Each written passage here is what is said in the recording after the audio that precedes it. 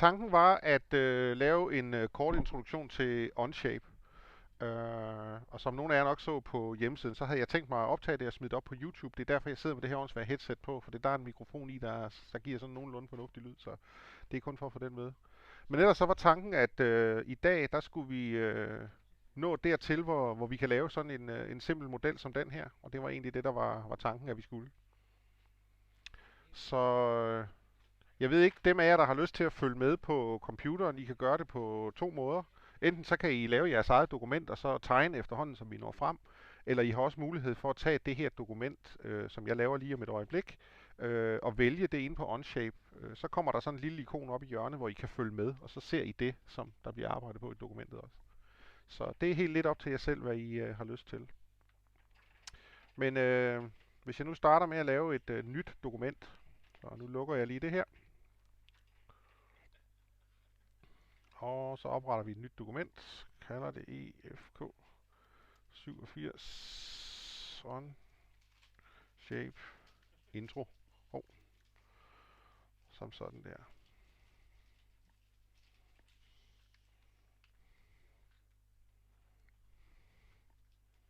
Ja, bare for det vi er optaget, det er jo ikke det samme som I ikke kan stille spørgsmål og spørge og gøre ved undervejs. Jo. Det er bare at gå amok. Ej, find mig ikke.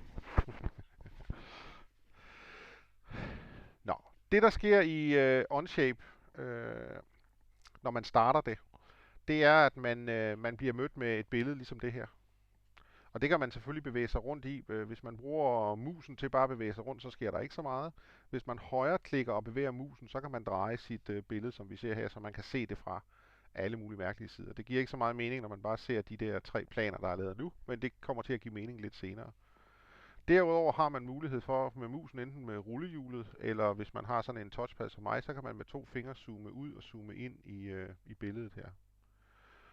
Oppe i højre hjørne har man også mulighed for, hvis man vil se det fra nogle specifikke vinkler, så kan man klikke på de her forskellige vinkler på pilene heroppe, så får man det i nogle mindre steps, så man får sådan rene flader. Det er sådan navigationsmæssigt måden, man gør det på. Til at starte med, der skal man jo have et eller andet, som man gerne på et tidspunkt skal nå til noget, der bliver 3D med. Og det, som Onshape opererer med, det er noget, de kalder for en sketch. En sketch er i virkeligheden det, vi kender som en 2D-tegning. Det vil sige, hvis vi klikker på sketchen op i venstre hjørne, så er det første, vi vil blive bedt om, eftersom det er 2D, det er at sige, hvor er det, vi vil lave den her sketch hen, i hvilket plan er det. Og der kunne vi jo eventuelt gøre det, at i mit tilfælde her, der kan vi tage vores højre plan her, som vi har her. Og så sige, det er der, vores sketch, den skal være. I kan se, der sætter den så nu navnet på sketchen ind her. De elementer, man laver og tegner undervejs, kan man altid gå op og rette navnene på. I vil se med den her lille flyver, som vi skal lave, at når man begynder at få rigtig mange elementer, så giver det god mening, at man giver dem nogle navne. For det lige pludselig kan man ikke huske, hvad er sketch 4 og extrude 8 og så videre og så videre. Så. Men lige nu, der lader vi den bare hedde sketch. Det man så kan gøre, det er at sige, jamen den her sketch, som vi har nu, den er jo sådan lidt skæv. Det er jo ikke rigtig 2D, hvis vi begynder at tegne på den, som det ser ud nu.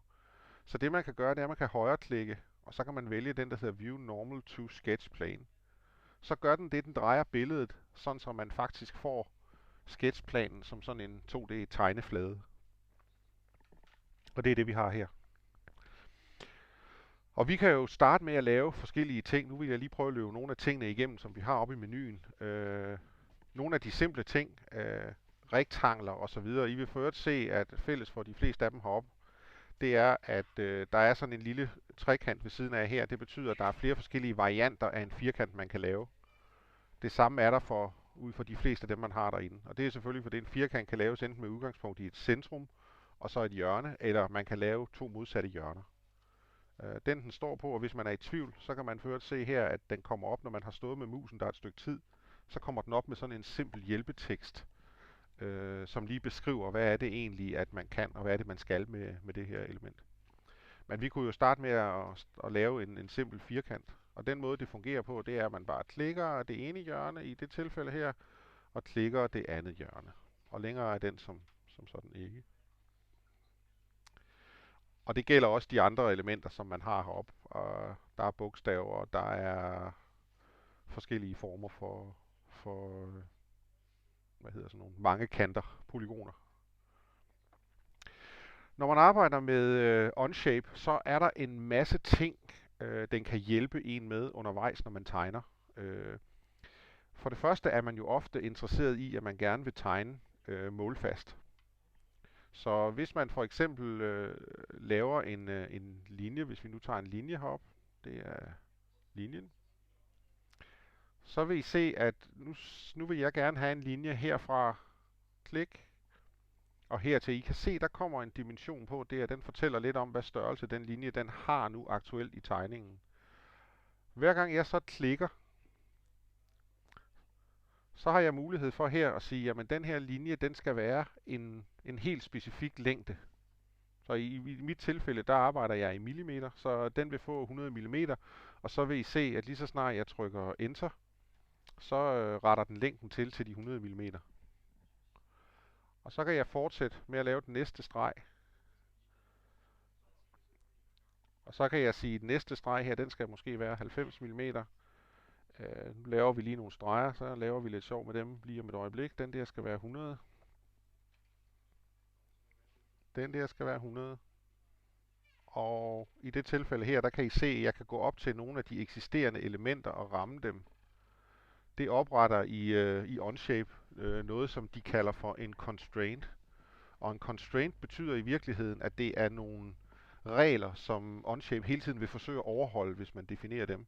Så i mit tilfælde her, hvis jeg rammer et endepunkt, så kan I se, at der kommer sådan et mærkeligt symbol op med en streg og en streg vinkelret på og en lille bolle. Det er en coincident constraint hedder. Det vil sige, at den forsøger altid at få de to punkter til at ligge oven i hinanden. Så uanset hvad jeg gør med resten af tegningen, så vil den forsøge at få de to punkter til at ligge oven i hinanden. På samme måde vil I se, at hvis man bevæger sig hen i de andre tegninger her, at de linjer, som jeg lavede efter hinanden, hvis jeg bevæger mig ned på dem, så kan I se, at de helt automatisk har fået en constraint, som er sådan en coincident. Og det vil sige, at selvom jeg nu begynder at gøre noget med tegningen for at komme ud af tegnetoolet, kan I se, der er min ikon er sådan en lille plus nu, så kan jeg enten højre klik, og så kan jeg sige Escape Line, eller jeg kan bare trykke på Escape-tasten en enkelt gang. Men hvis jeg nu for eksempel vælger en linje hernede, for eksempel, så kan I se, eller det punkt der, så kan I se, at den har en constraint, som man går indstillet. Hvis jeg så går op på den, hvis jeg går hen på den, så highlighter den de linjer, som min constraint, som den constraint, den gælder. Nu skal jeg lige fange den igen.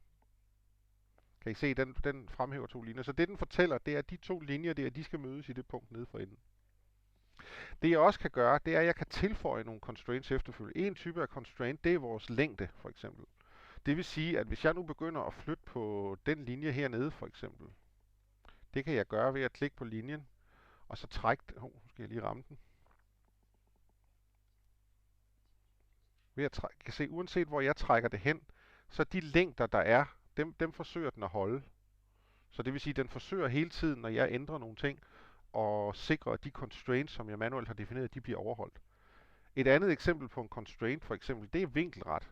Hvis jeg går op i den her op i min menu, så kan I se, at jeg har en stribe ikoner heroppe, perpendicular, som er vinkelret. Noget, der skal være lodret, noget, der skal være vandret. Noget, der skal ramme en tangent, typisk på en cirkel. Noget, der skal være parallelt til noget andet. Så jeg kunne for eksempel gøre det, at jeg siger, nu vil jeg gerne have, at noget skal være vinkelret. Så jeg kan tage den linje der, eller vælge toolet, og så kan jeg gå ned og vælge de to linjer, jeg gerne vil have, skal være vinkelrette. Den der, og den der. Så kan I se, whoopty, nu genberegner den så sketchen og forsøger at sikre, at de regler, jeg har lavet, de bliver overholdt. Hvis jeg gør det samme med den her henne, for eksempel. Jeg er stadigvæk i toolet, I kan se, det er stadig aktivt deroppe, så jeg kan blive ved med at klikke på linjer og sige, at de skal være vinkelrette. Hvis jeg ellers kan ramme. Kan I se? Det gør den samtidig med, at den forsøger at overholde de constraints, som jeg har på længderne. Ja, find du. Og hvad, hvor? Jamen, som det ser ud lige nu, så har jeg ikke fikset tegningen, så nu er den fri til. I kan se, at den er blå tegningen lige nu. Det vil sige, at der stadigvæk er at den er ikke det, der hedder fully constrained. Det vil sige, at den kan selv flytte rundt på den i forhold til de constraints, den forsøger at overholde. Og det kan jeg gøre på flere forskellige måder. Jeg har blandt andet et punkt herinde midt i, som er min tegnings origin. Det er mit nulpunkt i tegningen. Så der kan jeg gøre det, for eksempel, hvis jeg nu siger, at jeg vil gerne have, at nu tager jeg min coincident constraint her og siger, min origin der skal altid falde sammen med det hjørne her af tegningen, for eksempel. Så låser jeg hele tegningen til det punkt. Og så kan I se, så er der nogle af linjerne nu, der bliver sorte. For det er nu de fully constrained. Nu kan jeg ikke gøre noget med dem på retningen. I kan se, de er sorte her, hvor de er blå heroppe. Ikke? Så de sorte der, dem kan jeg ikke længere manuelt trække rundt med. Fordi de vil altid være låst til det punkt, og de vil være låst vinkelret. Og I vil se, at på dem her er der faktisk yderligere. Nu flytter jeg lige tegningen lidt, så I kan se det hele. Men yderligere vil I faktisk se, at de her, da jeg tegnede dem uden egentlig at tænke over det, så blev der lavet et constraint på den. I kan se, der er sådan en lille lodret streg. Det vil sige, at den linje der skal altid være horisontal. Og det samme tror jeg faktisk... Nej, det fik jeg ikke gjort på den anden deroppe. Den er fin nok. Der er ikke den. Den skal bare være vinkelret på den her. Ikke? Så hvis den der er horisontal, og den der skal være vinkelret på, så vil den der altid være lodret. På samme måde kan jeg gå ind og definere andre former. Jeg kan definere en vinkel, for eksempel. Jeg kan gå ind og sige, hvis jeg vil have en bestemt vinkel, eller jeg kan gå ind og sige, at noget skal være parallelt. Lad os tage den i stedet for. Jeg kan sige, den der, nu vælger jeg paralleltoolet, og så kan jeg sige, at den der linje skal altid være parallel med den der. Og nu kan du se, nu var det den øverste linje, den flyttede på, for den nederste, den er låst til det punkt, som vi har dernede, så den kan den ikke. Ja, det kunne lige så godt have været den anden, og det er ikke givet, hvis ikke man har en fully constraint. Og lige nu, der har jeg jo, som I kan se, nogle elementer her, som stadigvæk ikke er constrained. Og det vil sige, hvis jeg nu tager den her tegning, hopper jeg lige ud af mit constraint tool, eller mit parallel tool ved at trykke en gang på escape, så får jeg min cursor tilbage. Så I kan se, hvis jeg tager det punkt der og begynder at trække det, så det kan jeg stadigvæk få lov til. Årsagen til, at tegningen opfører sig, som den gør, det er jo min linje helt ud til venstre. Den skal være lodret, for den skal være vinkelret på den, som er vandret. Og jeg har en længde på den skrå linje, som skal være en bestemt længde, så den eneste mulighed, den har, det er for at skubbe den linje længere og kortere. Og I kan se, det er derfor, den stadigvæk er blå, fordi der stadigvæk er nogle constraints der skal overholdes. Så det, jeg kan gøre for at få den fully constrained, og det fortæller den mig selv, når jeg når dertil, det er, hvis jeg nu går ud og sætter en længde på den her, for eksempel, så kan jeg gøre det, jeg efterfølger. Nu skal jeg lige escape, nu fik jeg valgt, det var ikke mening. Så kan jeg gå op på mit dimension-mål. Så kan jeg klikke på linjen der, og sige, at den der linje, den skal være, lad os sige 150.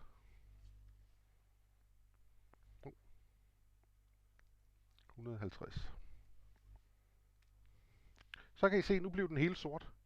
Det betyder, at nu er der ikke længere noget, jeg kan trække i nogen som helst steder, fordi nu er tegningen det, der hedder fully constrained. Det vil sige, at jeg har defineret alle de regler, der skal til, for at den altid vil se sådan der ud. Nu kan det kan jeg gå ind ved. Jeg kan altid gå ind og fjerne et constraint. Hvis jeg for eksempel her vælger at sige min dimensions constraint, hvis jeg vælger den og trykker delete, så kan jeg fjerne det constraint igen. Og lige sådan, hvis jeg har fået lavet, nogle gange kan man lave det, der hedder en over constraint. Det vil sige, hvis du nu for eksempel har 5 linjer, der skal mødes, og du siger, at de alle sammen skal være vinkelret på hinanden. Det kan ikke lade sig gøre. Så vil de blive røde. Hvis jeg for eksempel går ind her, og nu kan jeg jo prøve at tilføje vores parallel, eller vinkelret på constraint, så sige, den der skal være vinkelret på den der. Det kan godt gå godt. Og jeg kan sige, den der skal være vinkelret på den der. Og jeg kan sige, den der skal være vinkelret på den der. Kan se, så bliver de røde. Fordi nu siger den, der har jeg en eller flere af de her constraints, som jeg ikke længere kan opfylde. Og der kan jeg så vælge at gå ind og sige her, hvorfor en af dem vil jeg så slette, for eksempel. Og nu kan jeg sige, at den sidste vinkelrette, som jeg lavede her, det var måske den, der gav mening at gå ind og fjerne den igen. Så lige så snart jeg fjerner den, så vil I se, så bliver den sort igen, og ingen røde streger. Det er vi ikke meget for.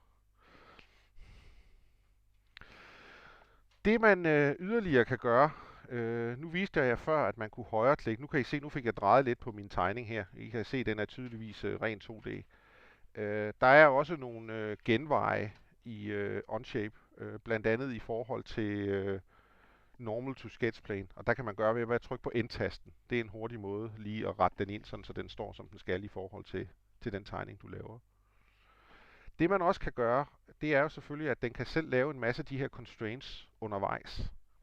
Og jeg kan for eksempel sige, hvis jeg nu vil lave en cirkel, som ligger midt i den sorte firkant, som jeg har lavet her nu, så går jeg op og tager, der vil man traditionelt, der vil man skal gå ind, så skulle man finde midtpunktet på den linje her, midtpunktet på den her linje, så har man et punkt midt i, og der kan man så sætte centret på cirklen, og så kan man lave den i en eller anden størrelse. Men alt det kan man gøre i en arbejdsgang i Onshape. Så jeg kan gå op og vælge mit cirkeltool. Når jeg så bevæger musen rundt, nu kan vi lige zoome en lille smule ind på det. Når jeg bevæger mit tool rundt nu kan I se, nu har jeg valgt mit cirkeltool, det er markeret heroppe. Og jeg har valgt det, der hedder en centercirkel, det vil sige, at jeg skal sætte 2 punkter. Det fortæller den mig, hvis jeg lader musen stå her et øjeblik. Jeg skal først vælge centerpunktet, og derefter så skal jeg vælge et punkt på cirkelbuen. Og jeg vil jo gerne have mit centerpunkt til at være i midten. Og der kan jeg jo bevæge mig rundt her på forskellige måder. I kan se, at der er nogle ting, der lyser op her. I det tilfælde her, der fortæller den mig i toppen, at det er den her streg med linjen på, at det er et midpoint. Så det vil sige, at den kan fange midten af linjen deroppe helt af sig selv, bare jeg er i nærheden af den. Og den næste, den streg, I kan se, den viser ud til højre for markøren, den fortæller, at den skal være lodret, og det skal det jo være, hvis jeg skal ramme et midtpunkt. Men lige nu finder den ikke noget midtpunkt på den anden linje ude til venstre. Så der kan jeg gå ud på linjen og aktivere det midtpunkt ved at gøre sådan her, og så bevæge mig tilbage til højre. Så nu har de 2 punkter været aktive. Og det vil sige, der kan jeg så sige, okay, nu har den fanget, at det er et midtpunkt ud til venstre, og et midtpunkt for linjen ud til højre, henholdsvis en horisontal, og så kan jeg sætte punktet der, og så kan jeg så lave min cirkel. Så sådan nogle hjælpeværktøjer giver den hele tiden undervejs, når man tegner. Så mange af de her hjælpelinjer, som man ellers er vant til at skal lave, dem behøver man ikke at lave her. For langt de fleste tegneværktøjerne, der er det sådan så, at når man tegner, og lige så snart man har sat de punkter, man skal have, så har man mulighed for at angive en dimension. Så her kan jeg for eksempel angive, nu er det diameteren på cirklen, siger at den skal være 50 mm. Og så bliver den 50 mm. Og I kan se, er der nogen, der kan forklare mig, hvorfor bliver den sort og ikke blå, den cirkel her? Ja, ja. Det er fordi, jeg tager udgangspunkt i nogle elementer, som allerede er fully constrained, og laver målene i forhold til dem. Så linjen ude til venstre, den kan kun sidde der, hvor den sidder. Der tager jeg midtpunktet. Ergo kan midtpunktet kun sidde der. Og det samme med den linje, jeg havde oppe i toppen. Så uanset hvad jeg gør nu her, hvis jeg går op for eksempel og siger, at den her linje heroppe nu, den skal være 150 for eksempel. Eller den skal være whatever. Ja, lad os bare sige 150. Så vil der stadigvæk være et midtpunkt på den linje, som den kan sætte cirklen i. Så lag mærke til, at cirklen den flytter sig lidt. Men den er stadigvæk placeret midt for den linje, og med 50 mm i diameter. Det er det, der ligger i, at Onshape er det, der hedder parametrisk. Man kan hele tiden gå tilbage og definere om på det, man har lavet før, og så vil det, man har lavet efterfølgende, det vil så det vil justere sig ind efter det. Det vil blive tydeligere, når vi begynder at lave 3D-elementerne ude til venstre. Det her, det er tegneværktøjen i nødskal. Derudover er der, for dem af jer, der har prøvet med noget 2D, så er der forskellige andre værktøjer. Altså man kan lave det, der hedder en automatisk fillet, hvis man vil have runde hjørner for eksempel. Så kan jeg sige, jamen det her skal være et 5 mm hjørne, og det gør den så af sig selv. Så skal jeg ikke selv ind og lave en cirkelbue og sådan noget. Så der er en del hjælpeværktøjer heroppe til det. Derudover kan man selvfølgelig også lave en masse andre ting, som at sige, hvis jeg nu har den her cirkel, som jeg har her, den vil jeg gerne have 4, der er helt ens med til den, men de skal bare fordeles ud til venstre for eksempel. Jamen så har jeg et tool heroppe, et pattern tool, hvor jeg enten kan lave en lineær pattern, eller jeg kan lave en cirkulær pattern, hvis jeg vil have dem i en cirkelbue. Og den sidste, det er, hvis man vil have flyttet eller roteret den i et eller andet. Men hvis vi nu tager vores lineære pattern her, så kan jeg gå ind her og sige, at jeg vil gerne have min cirkel, og så kan I se, at den giver mig sådan nogle hjælpestreger. Hvis jeg klikker på pilene her, jeg kan trække i dem manuelt, og sige, i tilfældet her, der fortæller den hernede, hvor mange vil jeg gerne have den vej, hvor mange vil jeg have på den anden led, kun én. Der kan jeg gå ind og rette den her for eksempel og sige, jeg vil godt have 2 på den anden led, hvis jeg lige kan ramme den, hvilket jeg ikke kan. Så laver den på den anden led, og her kan jeg angive, hvor langt skal der så fra, eller jeg kan angive længden her direkte på de 2 forskellige Der skal være 80 imellem på den ene led, og der skal være 100 imellem på den anden led. Eller 50, lad os bare sige 50. Og I kan se nu en ny ting i forhold til det, vi havde før. Det er, at min markør, den er nu ændret til sådan en lille mus med et grønt checkmark på. Og det vil sige, at jeg kan ændre på de her ting, indtil jeg klikker ved siden af den med min venstre musetast, og så sætter den rent faktisk elementerne ind. Når jeg nu har lavet den her, så er det ikke sådan, at de er statiske. Jeg kan godt gå ind for eksempel her og sige, lige netop den der cirkel, den kan jeg klikke på og sige, den vil jeg ikke have. Den der, den vil jeg ikke have. Men jeg kan sagtens gå ind med toolet efterfølgende og sige, jamen, jeg vil godt have 5 på den der led. Det ændrer den ikke på det, jeg så efterfølgende har været inde og ret i.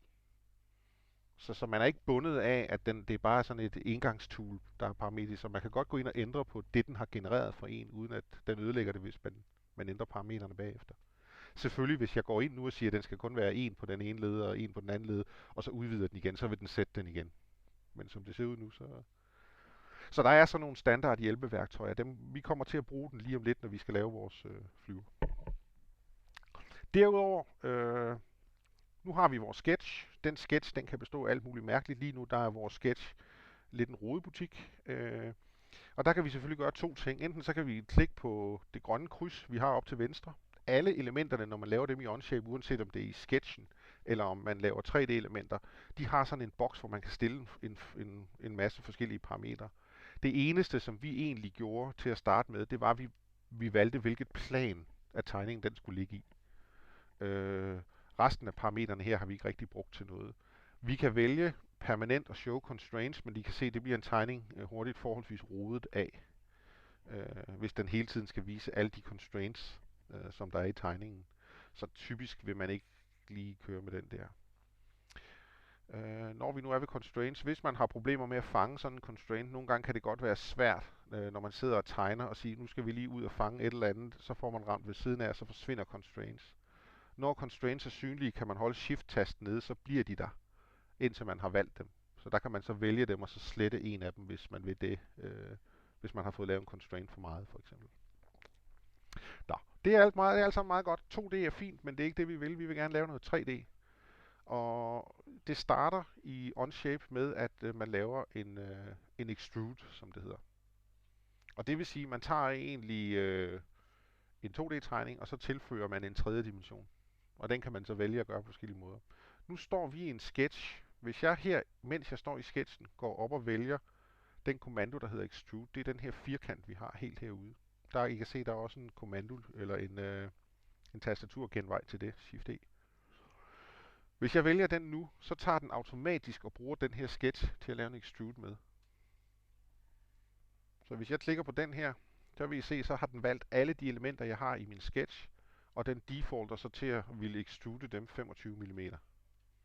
Og det kan I se, når I sådan drejer på tegningen her efterfølgende. I kan se, at den har nu fået en størrelse. I kan også se, at der er sådan en lille pil på, ligesom vi så med det her gentage-tool, vi havde før. Og der kan man simpelthen vælge, hvad retning, eller den pil, den viser, hvad retning det er. Hvis jeg klikker på pilen, så skifter den retning. Så er det den anden vej, den nu udvider. På samme måde kan jeg gøre det heroppe. Den samme pil har vi her. Så hvis jeg klikker på den, så har den samme effekt. Jeg kan også her vælge at sige, jeg vil godt extrude 25, jeg vil godt extrude 50 mm for eksempel i stedet for. Så får jeg noget mere der. Check. Jeg kan også trække i pilen, hvis jeg bare vil have den længere, hvis jeg sådan bare vil på gefyl, vil sige, jamen den skal være så meget der i stedet for. Det gode ved det er, at den opdaterer størrelsen heroppe, så man kan se, hvor meget det er. Det jeg selvfølgelig også kan gøre, ofte er man interesseret i, at man laver noget symmetrisk omkring et plan. For eksempel nu, at det her det er vores tegneplan, den laver det jo fra, for det den laver det ud fra tegningen. Så jeg kan også her vælge at sige, at der er en second end position.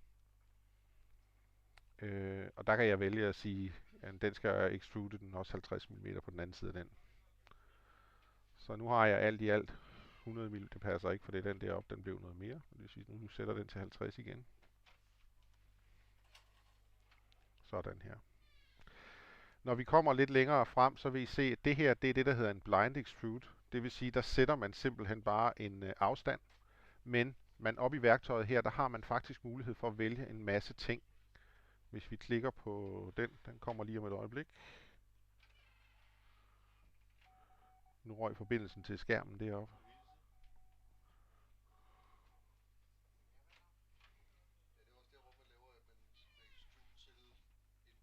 Ja, det er det.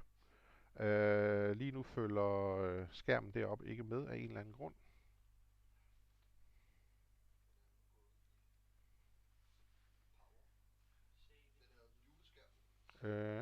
Øjeblik.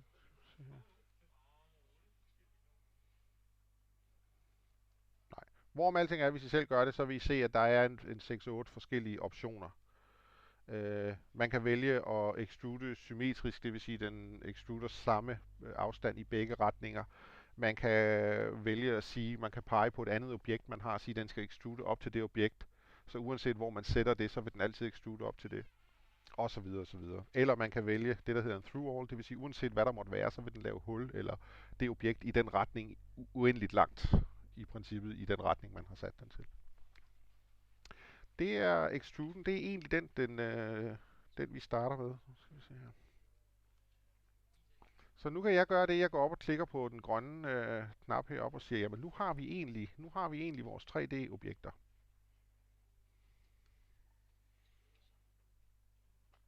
Det jeg også kan vælge at gøre, nu lader I mærke til, at det jeg gjorde, det var, at jeg lavede den her extrude, mens jeg stod inde i sketchen. Og det vil sige her, da jeg lavede min extrude, skulle jeg så ikke vælge, hvad det var, jeg ville extrude. Så hvis jeg nu gør det, at jeg siger, jamen nu tager jeg den her ud for eksempel, eller lad mig gøre noget helt andet. Lad mig lukke den der igen, og så lad mig slette den her extrude, som vi lige har lavet. Kan man højreklikke på den, sige delete. Så kan jeg lave en ny extrude. Nu kan I se, nu er min sketch ikke aktiv. Så jeg kan lave en ny extrude, og i det første, den spørger om i det her punkt her, det er, hvad er det egentlig, du vil have extruded? Og der kan jeg så klikke. I kan se, den highlighter de elementer, som jeg klikker på her, og den highlighter kun det, som det er muligt at extrude. Så jeg kan vælge her for eksempel at sige, jeg vil gerne have den der, og jeg vil gerne have den der. Og i den der vil jeg ført lige godt have den der halvcirkel med også. Jeg kan se, den forsøger selv der, hvor man klikker, der går den ud til den første streg, den har, og så er det det, den extruder. Så hvis jeg drejer den her lidt, så kan I se nu, at det er en anden form for extrude, vi har fået nu, hvor vi bare vælger de elementer, som vi gerne vil have. Så lad os bare løbe med dem og sige det. Og så kan I også se listen herhen. I stedet for det er hele sketchen, så siger den nu face of sketch. Så det er de forskellige faces, som jeg har klikket på, den vælger nu.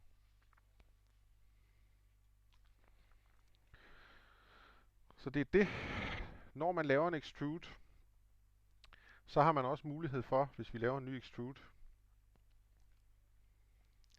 så kan I se oppe i toppen heroppe, der er forskellige muligheder. Man kan vælge at extrude en solid, eller man kan bare vælge at extrude et surface.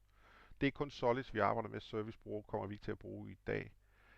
Og det vi også kan se her, det er, at vi kan vælge at sige, når vi laver en extrude, skal den så lave en ny part. Herhen i menuen kan I se, at lige nu har vi to parts. Vi har den blå cylinder, vi har her, og så har vi den firkant herude med hul i. Eller man kan vælge at sige, hvis jeg laver en ny extrude, skal den så tilføjes til et af de elementer, jeg har i forvejen. Eller man kan vælge at sige, at den skal fjerne noget, eller man kan vælge at sige, at det jeg extruder, den fællesmængde, der er med et andet objekt, er det eneste, der skal beholdes. Så hvis vi nu prøver en gang at tage vores extrude, og så siger vi, at vi vil gerne fjerne noget. Og vi vil gerne fjerne noget. Du kan se vores sketch her. Den er faktisk, den har sådan et øje over, og det er fordi, der allerede er en extrude, der har benyttet sig af den, så den kan vi slå til igen her. Og så kan vi sige, jamen vi vil gerne trække noget fra, for eksempel her. Så jeg kan gøre det, jeg går ind og siger, nu skal jeg lige vælge rigtigt her. On my way. Sådan der. Og nu kan I se her et eksempel på, hvorfor det kan være en god idé, at man kan vende den om. For det den vil fjerne nu, det er den forkerte side. Så nu kan jeg klikke på den her pil. Og så kan I se, at så blev resultatet lige pludselig et andet. Og her har vi et meget godt eksempel på, at lige nu, der vil jeg bare gerne extrude 25 mm. Nu kan vi se forskellen på en blind og på en ikke blind. Hvis jeg nu for eksempel siger 10 mm her, så kan I se, så fjerner den kun 10 mm ind. Jeg har mulighed for at gå op i stedet for min blind. Og så er en eller anden grund for dem ikke med, men det jeg gør nu her, det er, at jeg vælger et menupunkt her, der hedder To Face. Og der kan I se, så kom der en valgboks mere på her. Så nu kan jeg vælge, hvor langt skal den rent faktisk fjerne noget, og det skal den gøre op til den rammer den flade der. Så nu trækker den faktisk hele stykket fra. Ja.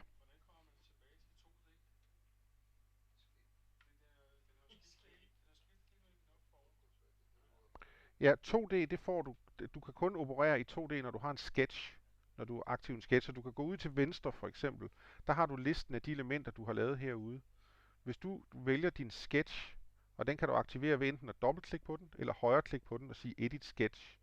Lige så snart du har det, så kan du trykke på dit End-tast eller View Normal to Plane, og så får du din 2D-tegning igen. Ja, nemlig. Så du har ligesom de to modes. Lige så snart du er inde i en sketch, så er det rent 2D. Lige så snart du er i 3D, så ser menuen anderledes ud. Så. Goodie. Det er det. Det er sådan det basale omkring, hvordan Onshape fungerer, og hvordan man laver de initielle elementer. Nu synes jeg, at vi skal prøve at gøre det, at vi sletter det, vi har her, og så prøver vi at lave den her lille flyver, som vi startede med, så I kan se, hvordan man stille og roligt kan bygge tingene op. Så det jeg selvfølgelig gør nu her, det er, at jeg vælger lige de ting, som jeg allerede har tegnet her, og så sletter jeg dem. Så nu har vi en fuldstændig ren røv og trut i her. Ja. Det her, det er ligesom hvis vi havde lavet et nyt dokument. Sådan her starter vi. Så det første vi gør, det er, at vi laver en sketch. Nu sætter jeg tempoet en lille smule op, og så må I stoppe mig undervejs, hvis der er et eller andet, de siger, det duer ikke. Det må jeg lige have en gang til. Det gælder så ikke Lars længere. Ja, det er jo det. Så nu vil jeg gerne lave en sketch. Jeg starter med at lave en sketch på mit right plane. Her. Og siger normal to. Og det første, man skal gøre, når man skal lave en flyver, det er, at man skal have... Ja, Søren. Du røg af. Ja. Så siger du sketch. Hvis ikke du har trykket sketch. Ja. Og så hvilket plan vil du lave den på? Det vil du lave på dit right plane. Så klikker du på dit right plane. Ja. Så er du i gang. Så nu vil vi jo gerne, og nu kan I se et eksempel på, hvor vi kan lave nogle constraints. Så nu tager jeg bare i første omgang udgangspunkt i en linje, hvor jeg siger, jeg vil gerne have, der skal være noget til en eller anden form for, nej, ved du hvad, jeg tager udgangspunkt i den her. Jeg vil gerne, nu fik jeg lige valgt den fra. Jeg tager udgangspunkt i en constraint, der siger, at jeg vil gerne lægge vandret i forhold til det, der er mit nulpunkt i tegningen. Så jeg starter med at lave en linje her, og der vil vi gerne have en forkantliste, og den skal være, lad os bare sige 20 mm. Fra min forkantsliste, der vil jeg gerne starte her. Gå en eller anden afstand tilbage, det definerer vi senere. Der vil vi gerne have en vinkelret op, der skal vi have bunden af vores hovedliste. Og vi går ned igen her. Og så skal vi ud til bagkanten af vores flyver her. Nu er jeg så interesseret i at lave noget, der buer, og der har man et tegneobjekt heroppe, som hedder en spline. En spline er sådan en god ting, for det er sådan en, man kan lave buede linjer med. Og jeg siger, at min spline, den vil jeg gerne have, den starter her. Og til at starte med, der ser den meget lige ud, den her linje, ikke? Det skal I ikke lade jer snyde af, for det er lige så snart vi har sat det første punkt og bevæger musen, så kan I se, så begynder den at bue. Og det, der er det dejlige ved sådan en spline som den her, det er, at den altid laver buerne igennem de punkter, som jeg sætter. Så nu laver jeg bare sådan cirka, hvor jeg gerne vil have mit profil henne på min vinge, for eksempel. Det bliver en rigtig kasseflyver, den her. Det er så også lige meget. Ja.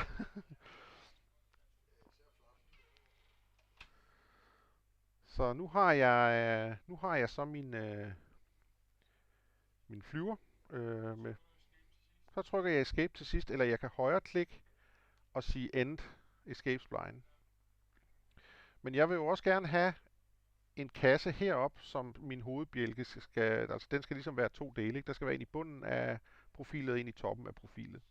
Så jeg laver sådan set lige en kasse mere, og der kan jeg tage udgangspunkt i de her linjer og sige, at den skal starte der, den skal gå ned her, og I kan se lige nu, der fanger den ikke noget af det hernede, så jeg kan gå ned og fange den, og sige, at den skal være herop til, lodret på den, og så skal den gå derop til. Så der har jeg min kasse. Og så mangler jeg så lige at lukke bunden af den her, og årsagen til det kommer jeg lidt tilbage til lige om lidt. Det her det er min kasse. Vi har ikke sat nogen mål på. Det kunne vi gøre, hvis vi for eksempel ved, at den liste, vi skal bruge, det for eksempel skal være, sætter vi den her ned, at det skal være en 20 mm liste gange 10, whatever, et eller andet. Ja,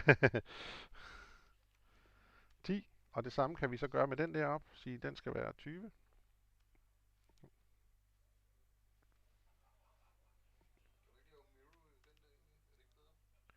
Jo, men det, så kræver det, at jeg laver et mirror point. Det kunne jeg også gøre. Vi kommer lidt tilbage til det med mirror lige om lidt. Og den der, den skal også være 10 mm. Oh.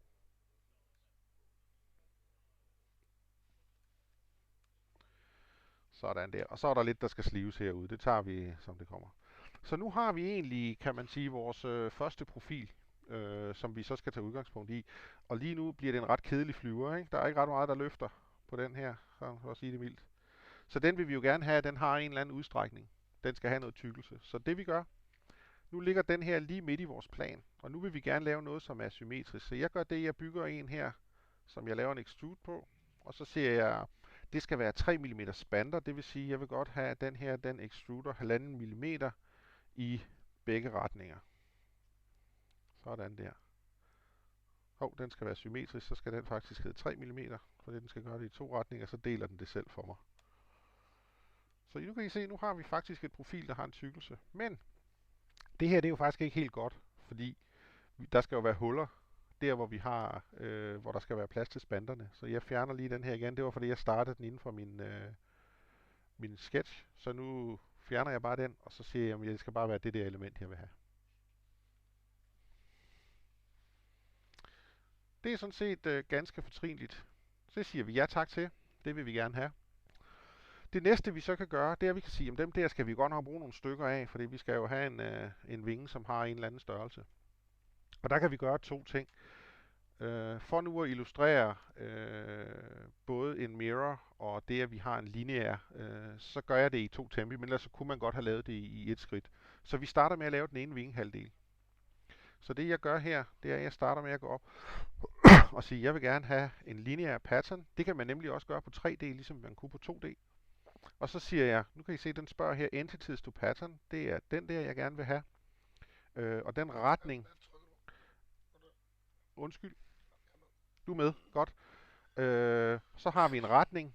Der vil vi typisk skulle have... Det var den forkerte. Der skal vi have et plan, vi skal i. Den der. Og så kan vi så fortælle, hvor mange vil vi gerne have af dem. Det skal være en ordentlig vinge, den her, ikke? Så vi skal i hvert fald have 15 derudad. Og hvor meget skal der være imellem dem? 25 mm er måske lige kort nok. Lad os bare sige 50. Kan I se, så bliver det altså en vinge, der siger bare 2 nu, ikke? Pattern, det er den, du har. Det er de firkanter. Lineære pattern, som du har heroppe. Ja. Ja. Og de andre pattern. Så I kan se, nu har vi faktisk grundlaget for at have en vinge her, ikke? Så det er sådan set, som det skal være. Den siger vi så ja tak til her. Det vi så kan gøre, for nu at bruge nogle af de andre værktøjer, det er, at vi kan tage en mirror. Og i vores mirror her, der kan vi sige, hele det der lineære pattern, som vi lige har lavet. Hvis jeg ellers kan vælge.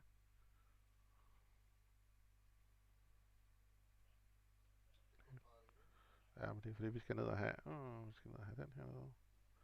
Det er fordi, den har lavet dem som enkelt part. Okay, det kan man ikke gøre. Det kan man gøre ind i den anden her. Så der tager vi dem bare her.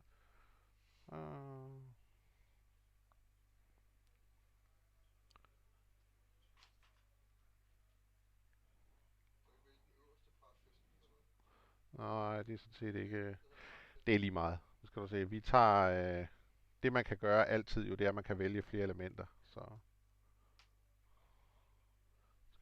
hvis ellers den her, den vil, den udlåser den. Øjeblik.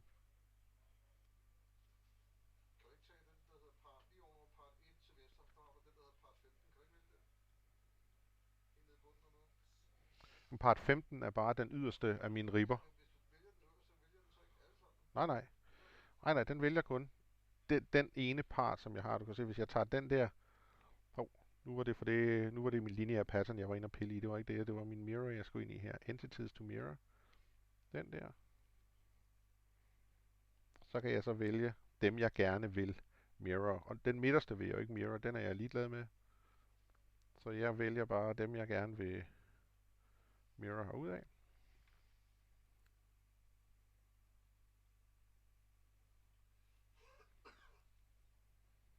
I kan se, eftersom vi ikke har noget V på vingen her, så kunne jeg bare have valgt,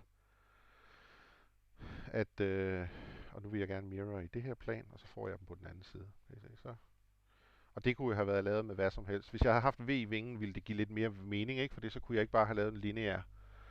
Så var jeg nødt til at lave to, vinkle dem, og så skyde dem ud til hver sin side. Men nu har vi faktisk grundlaget for vores vinge her. Det kan jeg godt. Hvor langt?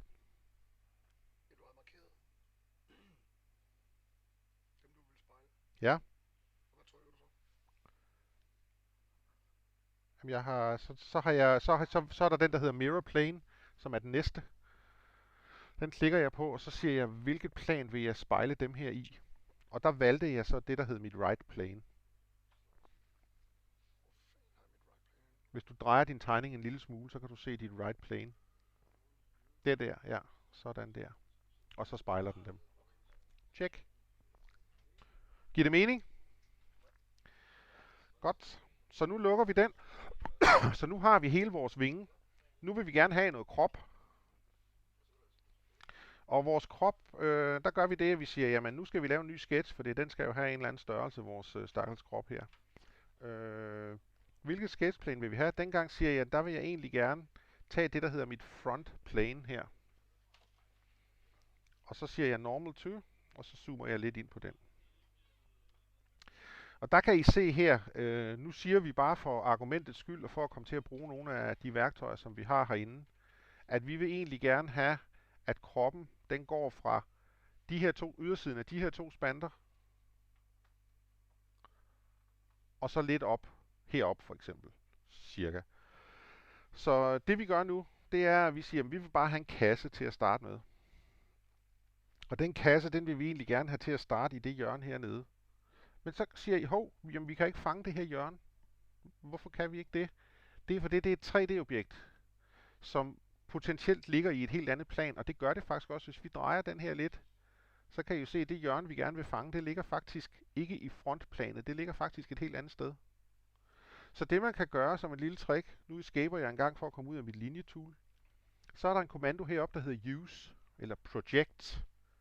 Hvis jeg tager den, så kan jeg pege på et vilkårligt punkt i det her plan, og så vil den projektere det element ind i min tegning, eller ind i min sketch.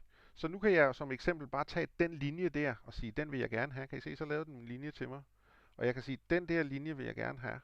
Så nu sker der faktisk det, at I kan se inde i tegningen her, at der faktisk er projekteret, den linje, den er projekteret ind i min sketch.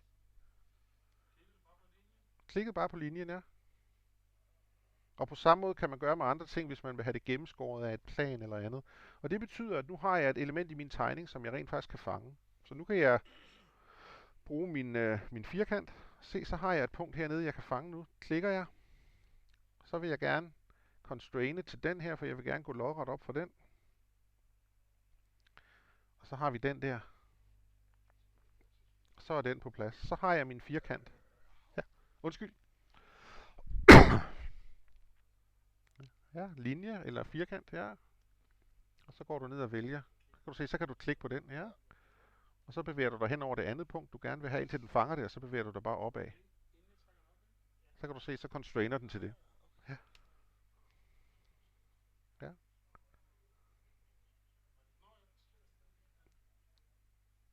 Nu trykker jeg OK på den, og så drejer jeg lige tegningen lidt, så I kan se, hvad det rent faktisk er, vi har lavet nu. Ikke? Så I kan se, der har vi en firkant, som ligger inde i vores plan.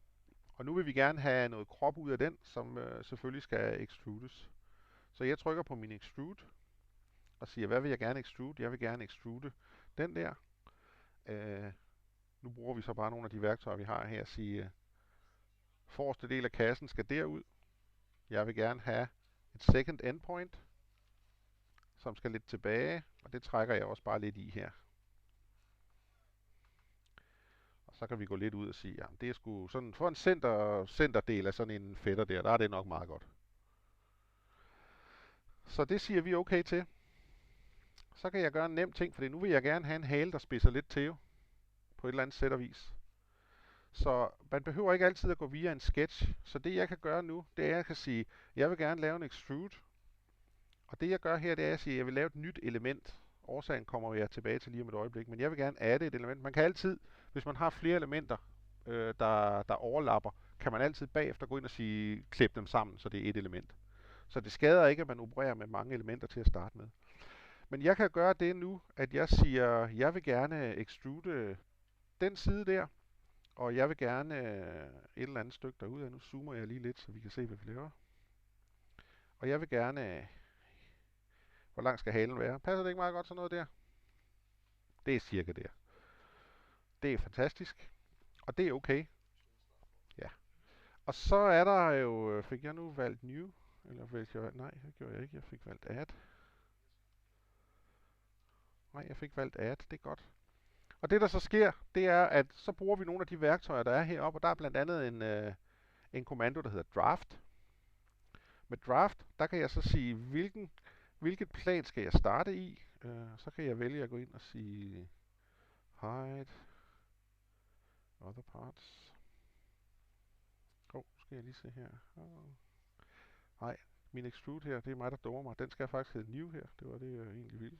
Så jeg har 2 elementer. Og det jeg så gør, det er, når jeg laver min draft, så kan jeg så zoome ind på, jeg vil gerne have det plan, der egentlig ligger herinde bagved. Jeg kan se, det bliver tydeligt lige om et øjeblik. Når man zoomer ind. Nej, ja, det ved jeg ikke, hvorfor den ikke lige gør det nu. Det er lidt træls. Nej, man kan zoome ind i sådan et element her. Skal jeg se her. Nej, det ved den ikke. Nej. Det er også lige meget. Det vi kan gøre, det er, at vi kan klikke på den her og sige hide other part. Og så kan vi... dumt, for det er ikke den, jeg vil lave den på. Det var omvendt. Højre klik, show all parts igen. Så kan jeg højre klik på den der og sige hide other part. For det er egentlig den side der, jeg gerne vil bruge til noget. Og så kan jeg gøre det jeg nu gør til at starte med, det er, at jeg vælger at sige, hvad skal være mit normalplan på den draft, jeg laver lige nu. Og entities to draft, det skal være den der fætter. Og der kan jeg angive, hvor mange grader vil jeg gerne have, at den skal zoome ind. Nu kan jeg her sige, kan se, vi gør det lige lidt tydeligt, så vi tager 5, vi tager 10 grader. Når I så ser tegningen her, så kan I se, hvad den gør. Vi vil bare gerne have den til at gå den anden vej, i stedet for at den går ud af. Så vil vi gerne have, at den går indad i stedet for. Og på samme måde vil vi gerne have, hvis vi vælger Entities to Draft, vi vil gerne have den side der gør det samme. Og vi vil egentlig også gerne have, at toppen gør det. Toppen venter vi lidt med, for den skal måske ikke gå lige så meget indad, som siderne skal. Så lige nu kan I se, at 10 grader er for meget. Der er flere forskellige måder, man kan gøre det her på, men lad os bare, nu laver vi det lidt på gefyl. 76 var for meget. Vi prøver med 6 grader her. Kan I se, så begynder det at ligne noget. Og så siger vi her, confirm draft. Og så siger vi show all parts igen. Højre klik og show all parts. Så kan I se, så har vi den her. Det vi så kan gøre som det næste, det er, at vi kan lave en frisk draft. Vi kan lave draft. Og så kan vi tage vores neutralplan igen. Vi vælger den her og sige hide other parts. Så kan vi nemlig komme til den side, vi gerne vil. Det er vores neutralplan. Og i vores tilfælde, der vil vi gerne drafte oversiden. Det skal være den anden vej. Og det skal måske, det passer måske går meget godt med de 3 grader der, som I kan se. Ikke?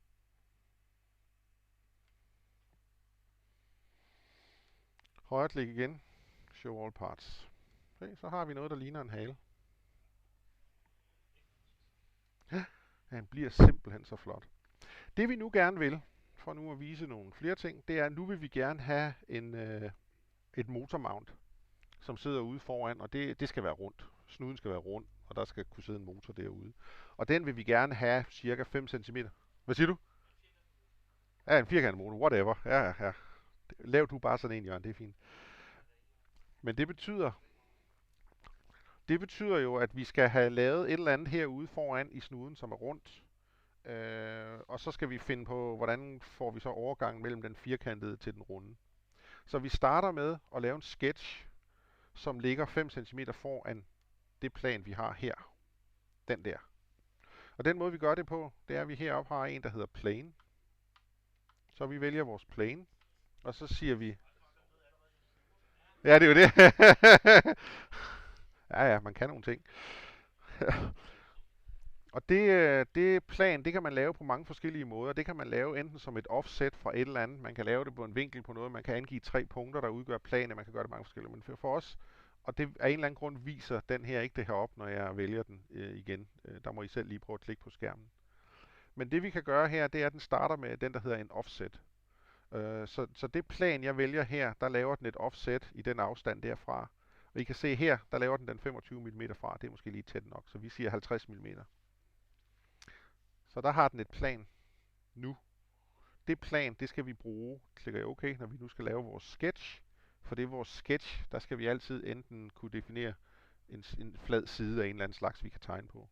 Så vi siger, det er vores plan. Så trykker jeg N for at få en normal to. Og så kan jeg begynde at tegne igen. Og her kan vi jo for eksempel bruge nogle af de der tricks, som vi havde fra før. Vi ved jo, at vi kan ikke fange de her punkter, når vi begynder at tegne, for de ligger i et andet plan, end der, hvor vores sketch ligger. Så vi kan bruge tricket fra før, med at vi går ind og laver en use.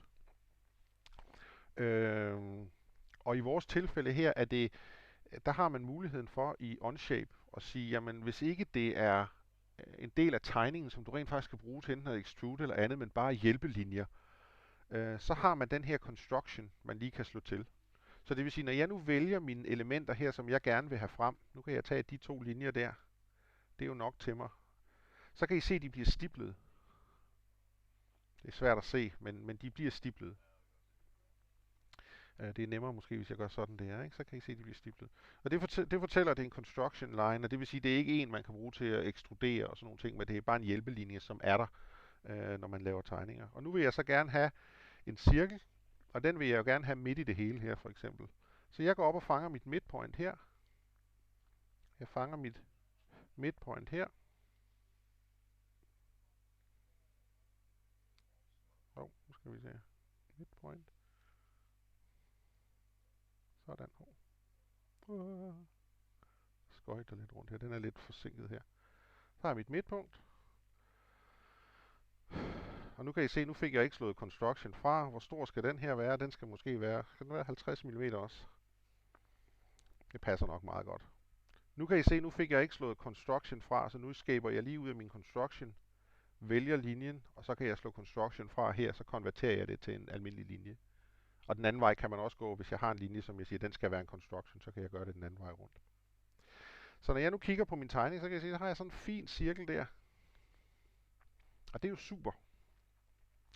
Så det jeg kan gøre nu, ja, lige nøjagtigt. Så det jeg kan gøre nu, det er, at jeg kan sige, ja tak, det er sgu fint, den der cirkel, den er smuk. Så findes der en kommando heroppe, som hedder loft. Loft, der kan jeg tage 2 planer.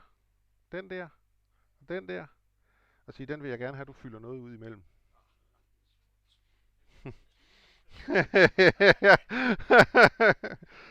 Og så får jeg så min næse her. Ja. Så får jeg også en næse her. Ja.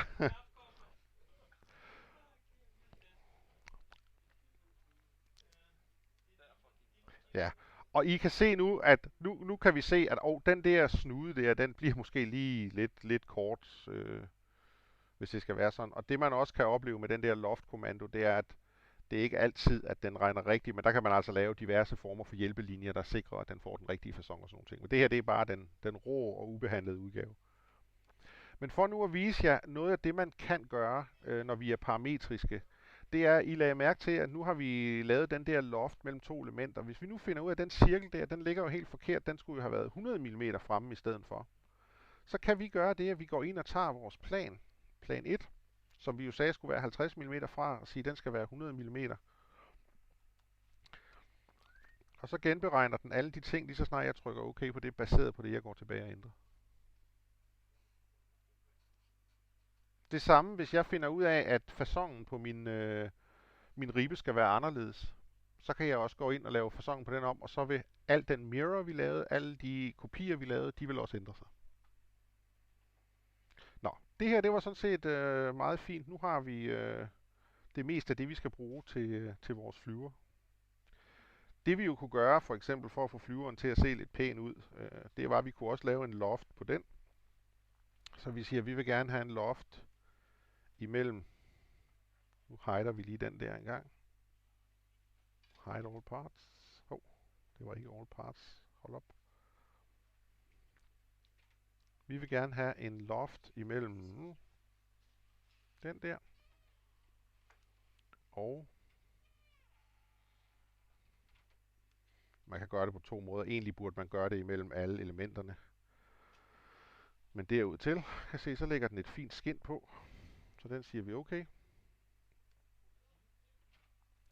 Og på samme måde kan vi gøre her. Sige, at vi vil gerne have en loft imellem den der og lige lidt ud igen.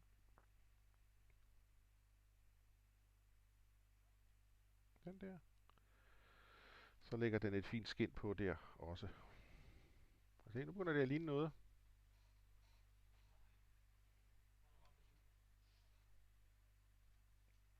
Ja. Som er hvad? Altså med V. Ja, ja. Så vil du bare lave din profil, og der er to måder, du kan gøre det på.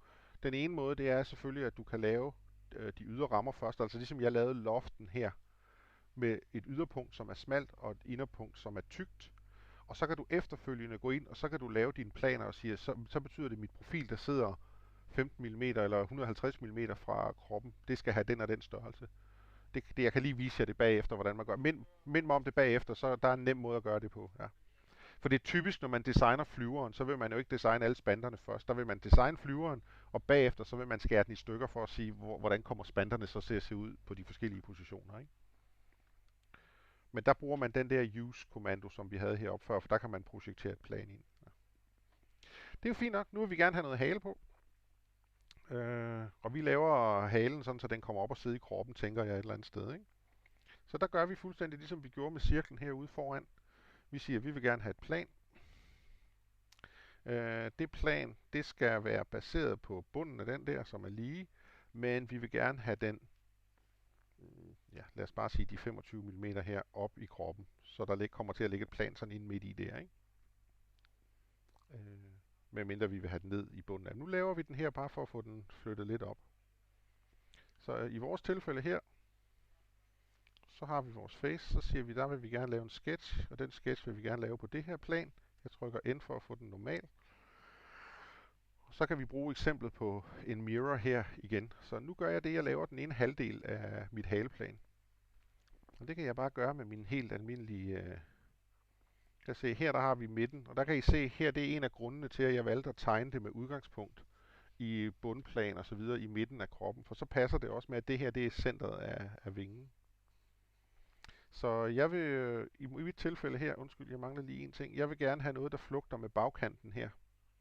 Så det jeg gør, det er, at jeg lige laver en project, og så siger jeg, at den der linje, vi har her, den vil jeg gerne have med. Og det er fint, så nu kan jeg lave min linje. Så jeg starter i midten, og så bevæger jeg mig ud. Nu laver vi det bare sådan cirka, så kan I... nu kan vi tage dem undervejs og sige, at den der, den skal være 100 mm. Og så har vi noget ind her, den skal være 20 mm. Og så skal jeg have noget tilbage her. Det er egentlig lige meget, hvor meget det skal tilbage. Det skal sådan set bare ind og ramme det her centerpunkt igen. Så længden er givet, kan man sige på os, ikke her. Så det er sådan, det ser ud. Og det jeg så gør, det er, at jeg laver en mirror af den. Og siger, min mirror line, det skal jo i virkeligheden være et plan, som går ned igennem. Det kunne være det plan der, for eksempel. Og så vil jeg gerne mirror den der og den der. Og så kan jeg lave en extrude, hvor jeg siger, at jeg vil gerne have, lad os bare sige 3 mm igen. Og i mit tilfælde her, der kan vi så bestemme, om den skal extrude den ene eller den anden vej. Nu vil vi gerne have, den går opad i stedet for i forhold til det plan, vi har lavet. Så nu har vi vores hale. Den ser lidt bitte ud, gør den ikke det? Ja. Så det vi kan gøre, det er, at vi kan gå tilbage til vores sketch. Og så kan vi sige, at de der 100 mm vi havde her, det skal være 150 i stedet for. Sådan der. Og eftersom vi ikke har nogen constraint herinde, så kan jeg tage det punkt der, så kan jeg flytte det lidt frem. Sådan, så ser vi om ikke det ser bedre ud. Og I kan se, den rettede extruden til, så den også passede. Ikke? På samme måde vil vi så gerne have et højde eller et siderorsplan. Og der er vi så heldige, så vi har allerede et plan, der går lige ned midt igennem flyveren. Det er det plan, som I kan se, der er her. Så jeg laver en sketch. Jeg siger, jeg vil gerne lave sketchen der. Laver en normal to. Og så starter jeg med at sige, at jeg vil også gerne flugte med en bagkant her. Så jeg starter med at sige, at den der linje vil jeg egentlig gerne have. Så kan jeg lave fuldstændig samme øvelse, som vi så før. Nu vil vi gerne have, at den går ned i kroppen. Det giver mening lige om lidt, hvorfor vi gerne vil det. Og så siger vi, at den der skal også være 150 mm. Og zoomer vi lige lidt ud. Og vandret hen, den vil vi have 20 mm. Og så vil vi gerne have den ned og ramme et eller andet sted hernede. Det er sådan set ikke så kritisk, hvor det er henne. Og det er fint. Og den vil vi gerne extrude. Vi vil gerne extrude 3 mm, og vi vil gerne gøre det symmetrisk. Jeg har glemt at have en linje tilbage. Og der kan I så se nu, det er faktisk et meget godt eksempel, for det I kan se ude til venstre herude, det er, så kan I se, så blev den rød. Og når man kører musen hen over den, så fortæller den her, at Sketch 5, eller Extrude 5, den kunne ikke regenerere rigtigt, fordi der ikke er valgt et face eller en sketch region. Og en sketch region, det er en lukket region, som Philip han er inde på. Så i min sketch her, der kan I faktisk tydeligt se det, når vi kigger på den her. Det er, at jeg lige mangler at lave en linje. Sketch, dobbeltklik. Jeg mangler faktisk lige at lave en linje herfra og hen til bagkanten. Lige så snart jeg har den, så kan I se, så blev min sketch og min extrude, der fjernede den røde sig. Så nu kan man rent faktisk se, at den er extruded. So far, so good. Det vi så selvfølgelig også kan gøre, det er, at vi vil gerne have vores hovedbjælke gjort færdig her. Så det vi egentlig kan gøre her, det er, at vi kan sige, at vi vil gerne have en extrude. Vi kan se, at vi mangler, der er hul der, det skal der ikke være, vel? Der skal ligge en hovedbjælke på toppen og i bunden. Så det vi kan gøre her, det er, at vi kan sige, at vi vil gerne lave en extrude. Den kan vi lave direkte her, fordi vi allerede har en sketch region, vi kan tage udgangspunkt i. Så hvis vi nu starter med den vinge derude, og så sige, at vi skal have vores oprindelige sketch, den vil vi gerne se. Så ellers den kunne tænke sig at regenerere det for mig.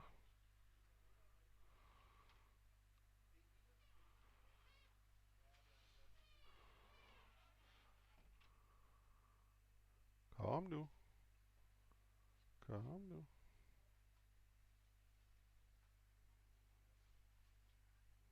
Nå, det er fordi den ligger herinde jo. Jeg skal lige tænke mig lidt om. Den ligger herinde jo. Så vi siger, ja, Jeg kan hide all parts. Siger jeg vil gerne extrude den der, og jeg vil gerne extrude den der. Og jeg vil gerne... Ja, men jeg har to veje. Jeg kan ikke, den her kan jeg ikke extrude symmetrisk, hvis jeg skal up to et face, og det vil jeg gerne her. Så jeg vælger den, der hedder up to face. Det kan I se, det vælger den nu. Og det vil sige, i den retning, jeg har her. Ja, nu skal jeg så vise mine elementer igen. Show all parts. Der vil jeg gerne extrude op til den der. Kan I se, så kom den på der. Og jeg vil gerne have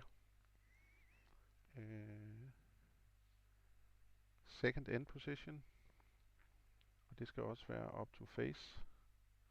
Og det vil jeg så gerne extrude op til den der. Sådan der. Og så kan jeg klikke OK på den. Så fik vi så med en udfyldt, så har vi vores hovedbjælker også på plads. And that, my boys, is how you create an aeroplane.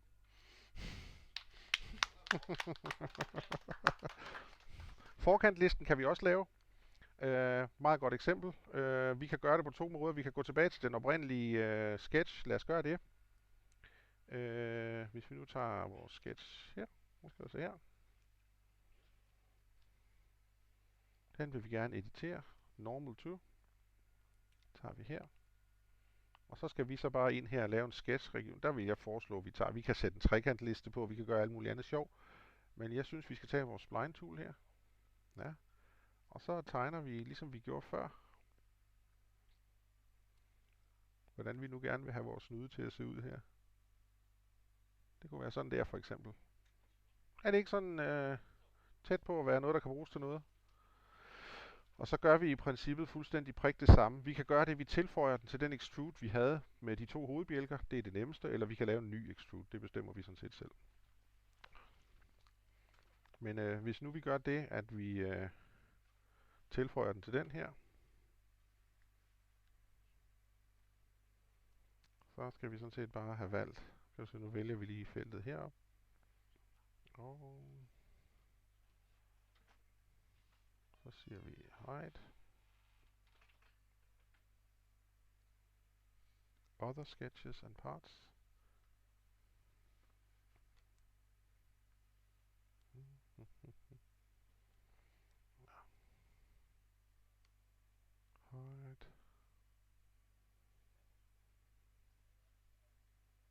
Sådan der. Og så kan vi vælge den der. Så er den med på listen, forhåbentlig. Og så siger vi show all parts. Sådan. Så er Jørgen også glad, tænker jeg. Den er med, ja, det er rigtigt. Men det var en forholdsvis hurtig introduktion til, hvordan man kommer i gang, og hvor I kan se, hvordan når man laver en sketch, så laver man et 3D-objekt. Baseret på det 3D-objekt kan man lave en ny sketch, hvor man så fortsætter sit design af sine elementer. Og det er egentlig basalt set det, der er pointen med Onshape. Er der nogle spørgsmål? Ja. Ja, fint. Ja. Ja, det var faktisk en af de ting, som jeg lovede at fortælle en lille smule om. Hvis vi nu gør det, vi laver en ny... ved du hvad, vi lukker det her dokument, og så laver vi et nyt dokument. Skal vi se her. Så laver vi en FK87. Lige så mange du vil. Så længe de er offentlige. Ja. Ja. Det man har mulighed for at gøre, fordi jeg lovede ganske kort at fortælle lidt om, hvordan kommer man videre, hvis man nu skal have noget ud af Onshape på print eller fræs eller andet. Det er den ene ting. Eller hvordan starter man med noget, man har i forvejen. Så hvis vi nu starter med at lave en sketch, og siger, at vi laver en sketch på vores frontplane her. Der er en del, der laver altså profiler. Ja. Nå, jamen, altså, den eneste forskel, det er, at det er gratis, og det er public. Hvis du bruger den uden at betale for den, så kan du kun lave public dokumenter. Hvis du betaler det her månedsabonnement, så kan du lave dem private. Ej, er det 500 kroner om måneden eller sådan et eller andet. For en kommersiel bruger, der bruger det meget, er det billigt. Der er det billigt i forhold til, hvad du ellers ser, ikke? Men det vi har mulighed for at gøre her, det er, at vi har mulighed for at importere DXF, for eksempel. Eller vi har mulighed for at importere et vilkårligt billede, som man så kan tegne henover.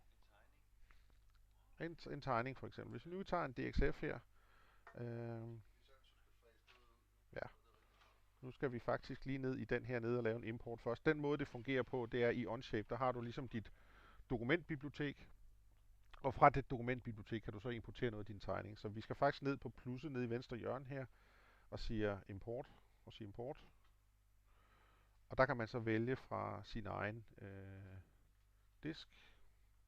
Nu kan vi prøve at vælge nogle tegninger her. Har jeg ikke noget liggende af en kobra eller et eller andet, tror jeg. Det tænker jeg også, jeg har et eller andet sted. Øh, Så er spørgsmålet lige, hvor jeg har dem henne. Lige meget. Vi tager fra den der for eksempel, der har vi den der suttesko, som Carsten og jeg har lavet, til fræseren.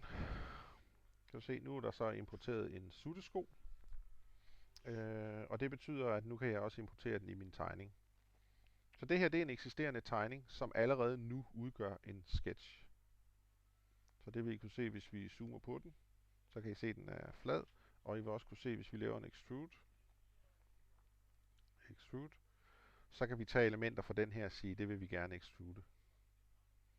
Så nemt er det at komme i gang, hvis du har en eksisterende tegning, som du vil lave et eller andet fra, ikke?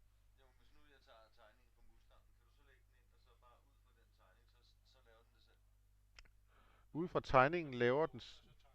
Ja, men den tegning, som du har lavet i DXF for eksempel, den vil jeg kunne importere på den her måde.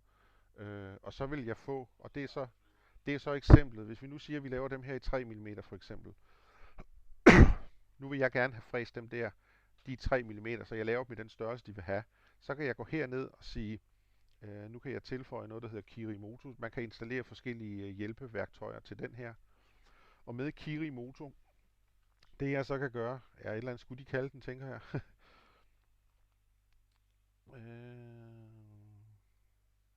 Det er fordi, jeg ikke har trykket OK på den. Skal jeg lige trykke OK på den. Så har jeg 2 parts. Så har jeg Kirimoto. Quickstarten er jeg ligeglad med. Jeg vælger, det er noget, jeg gerne vil fræse. Jeg vælger, jeg vil gerne importere. Og jeg kan vælge at importere dem alle sammen, eller bare noget af det. Det den så gør, det er, at den kan lægge mine emner op her til fræs. Så jeg kan gøre det, at jeg siger, nu skal jeg lige have vendt dem rigtigt. Sådan der. Og så kan jeg sige arrange. Se, nu har den lagt dem op til fræs. Og det jeg så kan gøre nu her, det er, at jeg selvfølgelig kan definere, hvilket emne skal jeg skære ud af det i en plade, hvor stor plade er det, osv. osv. Så kan den slice den for mig.